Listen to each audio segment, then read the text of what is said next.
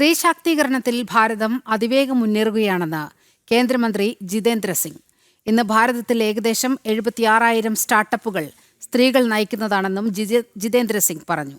ബീഹാർ ഗ്രാമവികസന വകുപ്പും ന്യൂഡൽഹിയിലെ ഇന്ത്യൻ ഇൻസ്റ്റിറ്റ്യൂട്ട് ഓഫ് പബ്ലിക് അഡ്മിനിസ്ട്രേഷനും ചേർന്ന് സംയുക്തമായി സംഘടിപ്പിച്ച സ്ത്രീകളുടെ പങ്കാളിത്തത്തിലൂടെ വികസിത ബീഹാർ സമ്മേളനത്തെ അഭിസംബോധന ചെയ്യുകയായിരുന്നു അദ്ദേഹം. പ്രധാനമന്ത്രി നരേന്ദ്രമോദി ലക്ഷ്യമിട്ടതുപോലെ 2047 വികസിത ഭാരതം എന്ന സ്വപ്നം സാക്ഷാത്കരിക്കും. വികസിത ഭാരതത്തെ നയിക്കുക ശാക്തീകരിക്കപ്പെട്ട സ്ത്രീകളും യുവസമൂഹവും ആയിരിക്കുമെന്നും കേന്ദ്രമന്ത്രി ജിതേന്ദ്ര സിംഗ് പറഞ്ഞു. 11 വർഷമായി മോദി സർക്കാർ സ്ത്രീകളുടെയും യുവാക്കളുടെയും കർഷകരുടെയും ഉന്നമനത്തിനായി പ്രവർത്തിക്കുന്നു. സൈനിക സ്കൂളുകളിലും ഡിഫൻസ് അക്കാദമികളിലും പെൺകുട്ടികൾക്ക് പ്രവേശനം ലഭിച്ചു. സായുധ സേനകളിലും പോരാട്ടക്കളങ്ങളിലും സ്ത്രീകളുടെ നിറസാന്നിധ്യം പ്രകടമാണെന്നും ജിതേന്ദ്ര സിംഗ് കൂട്ടിച്ചേർത്തു. രാജ്യം ആദ്യത്തെ വനിതാ കരസേന മേധാവിയെയാണ് പ്രതീക്ഷിക്കുന്നത്.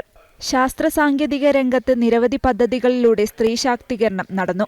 സ്ത്രീകൾക്കായി 48 കോടിയിലധികം ജൻധൻ അക്കൗണ്ടുകൾ തുറന്നിട്ടുണ്ട്.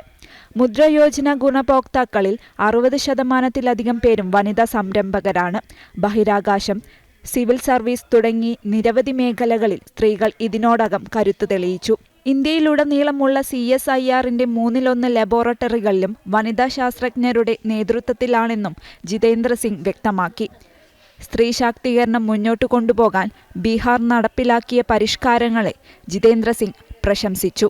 പഞ്ചായത്തുകളിലും നഗര തദ്ദേശ സ്വയംഭരണ സ്ഥാപനങ്ങളിലും സ്ത്രീകൾക്ക് 50% സംവരണം, സംസ്ഥാന പോലീസിലും സിവിൽ സർവീസിലും 35% സംവരണം തുടങ്ങിയവയും അദ്ദേഹം ചൂണ്ടിക്കാട്ടി. രാജ്യത്തിന്റെ ഭാവി വരും വർഷങ്ങളിൽ സ്ത്രീകളുടെ കൈകളിലാകുമെന്നും അദ്ദേഹം കൂട്ടിച്ചേർത്തു.